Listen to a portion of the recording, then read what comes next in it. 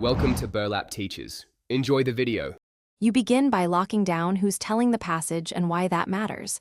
Identify first, second, or third narration immediately because perspective shapes detail.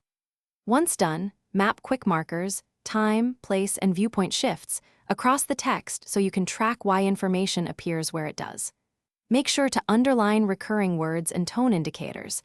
They point to author intent and emphasis. These initial moves set the framework for interpretation and guide every subsequent close read decision you make.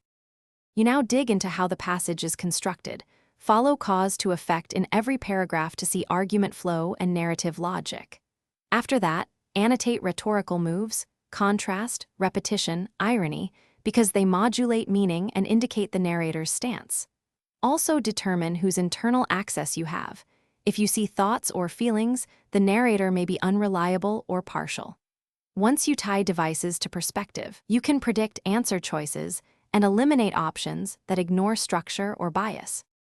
You finish by consolidating your findings into a concise summary. Who speaks, how they present facts, and what they emphasize. Then, match each answer choice to explicit textual evidence rather than broad inference. Prefer lines you marked earlier. Make sure to reevaluate choices against narrator reliability and rhetorical moves before committing. If things go wrong, revisit your line markers and tone annotations.